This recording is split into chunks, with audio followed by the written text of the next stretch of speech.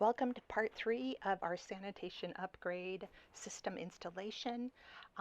Part 1, you saw Ace research the project and then custom order and install the tanks. Part 2, you saw him add the tank fittings and drill the holes through the deck for the hoses. And then this episode, you will see that he is installing the actual rebuild kit for the LaVac system, which the previous owners had on the boat, and we'll go into what the LaVac system is a little later in the video. Thanks for watching. That's my bigger wrench right here. See if that does it. Yep, that'll do it. Perfect. This thing hasn't been used for Lord knows how long. We haven't used it, so I'm not too worried about debris of any sort.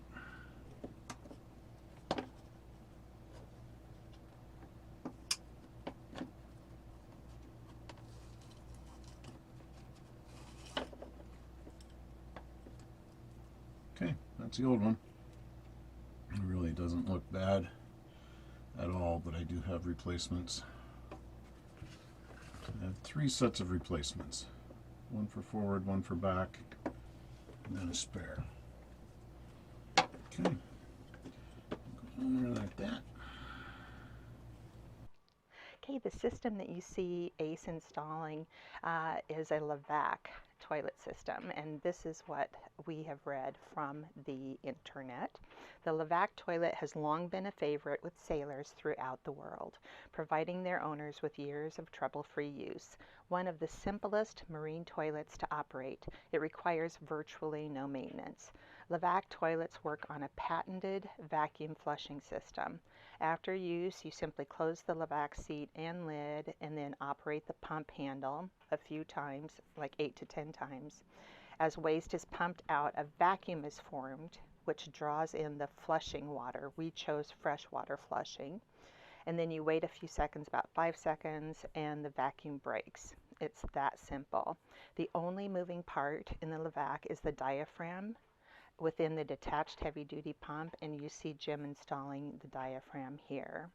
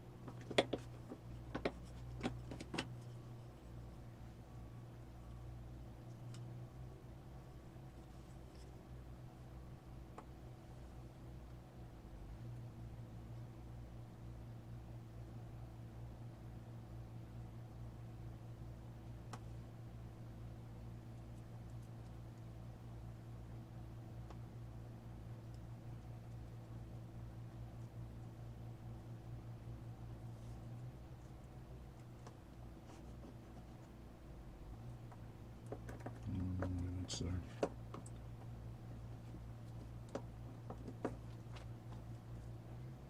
even should be.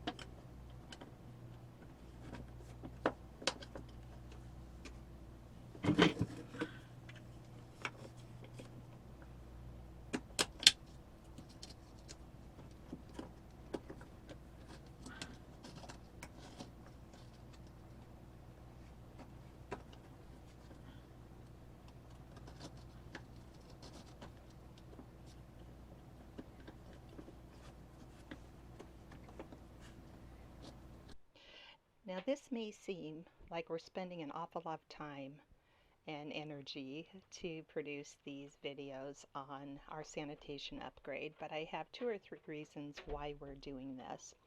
Number one, we went with only one head, that's the name of the bathroom on a boat, for 4 months. And I know I'm saying this from a place of privilege, you know, only one bathroom, but it was a huge life changer when this project was done in October. Just really made a huge difference in our comfort and quality of life.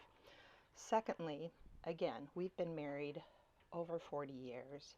I have no idea that Ace was able to do these things. Most everything he's doing on the boat, I am just astounded. And thirdly, my dad was a plumber. And so, you know, every time he does something like this outside of my skill set, clearly, and I really thought it was outside of his skill set also, I'm just very impressed and want to share every moment with our friends and family. Okay, yeah, I like the little silicone gasket there. That looks good. That looks good, nice and tight.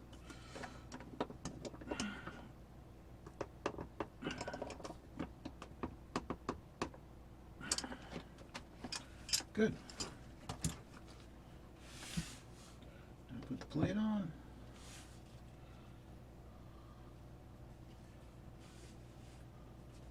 These are new. New check valve, new duckbill valve.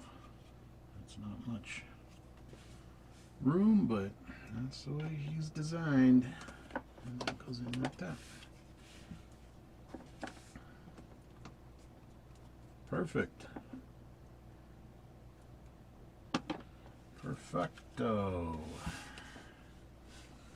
And I think I might as well use my new screws. Plus, you get a really prolonged look at my clothesline and the aft head, so you're welcome.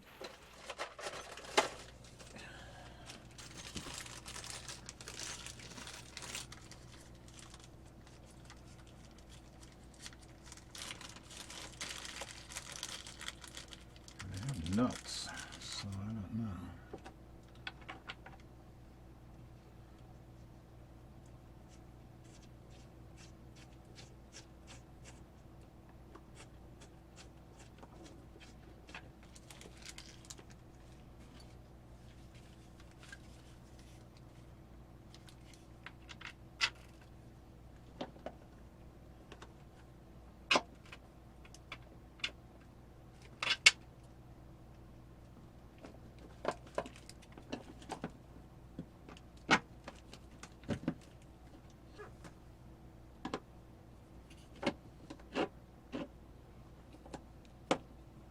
Threaded properly on cross thread. Yeah, looks pretty good. Good.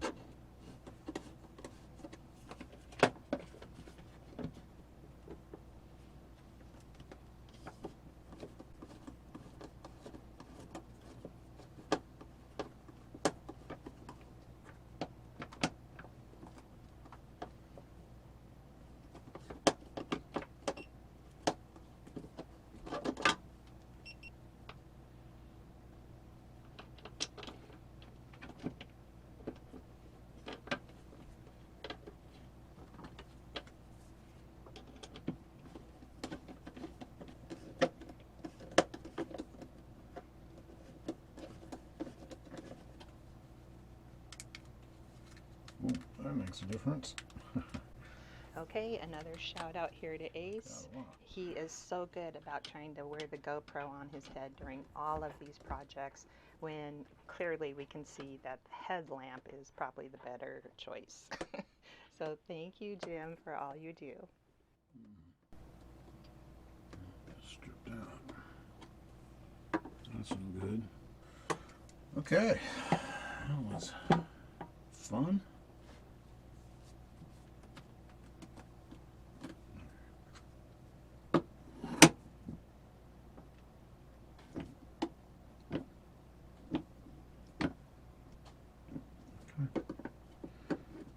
So now she goes.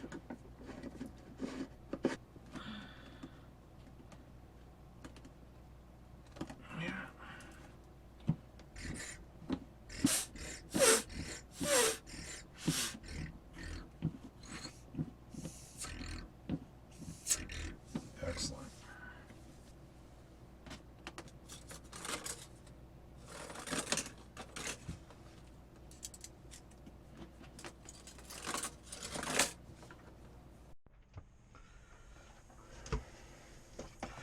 Okay, now we're going to heat up the hose and attach it there. I already put some soap there.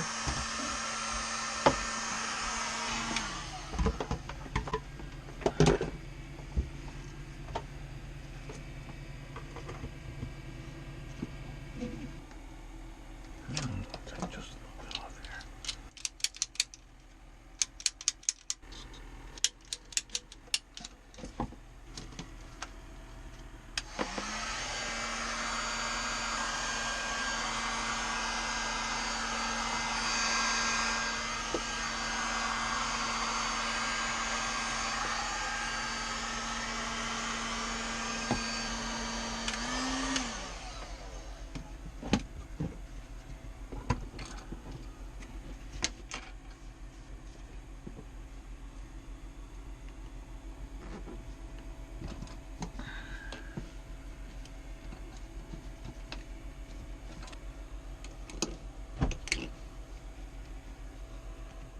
Okay, we're about to hook up a little piece of hose to there. A little bit of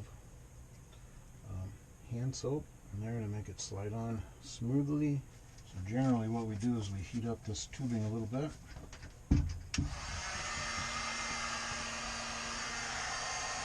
Heat it up slowly.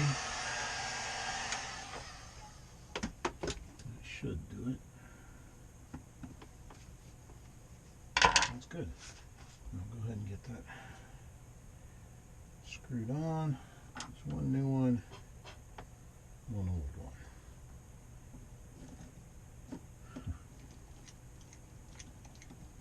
Keep these hose clamps accessible. Hose clamp screws. So I have to fight to get a hold of one when I want to. Be careful not to over tighten or strip them out. I'll just wrap a piece of tape around that so it doesn't catch on something or somebody. This is the mechanism that will determine whether or not we can flush into the tanks, into the holding tanks, or if we're 3 miles offshore, to pump overboard. Put that in. And maybe I'll bend that first.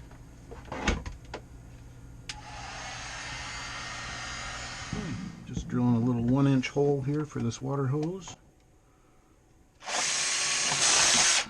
Well, it's a brand new bit. This wood is really dry. 50-year-old marine plywood is what I think it is. Okay, let's see. See if it fits. Oh, it fits. I think we'll get just a little bit of soap on that fitting and then heat that up just a little bit. Put that on there and tighten it down. And I think we'll be good to go. These are all tightened down. And our water will be done other than mounting the hose in the engine room and then drilling a siphon hole in the top, an anti-siphon hole in the top. Okay, and I think we have a little piece of soap right here. Lubricate that fitting a little bit. That might be all we need, actually. Down here. Alright. Popped on there. Easy enough. Good, good, good. Good. Now the water system is closed. And that I can fill up the water tank if I want to. I'm going to wait till I get that mounted. I also want to do some more mounting straps on the tanks. I may need to move them a little bit to do that. And right now they're quite movable. When I get the sanitary hosing hooked up to them, they will not be as much. Okay, here we are in the engine room.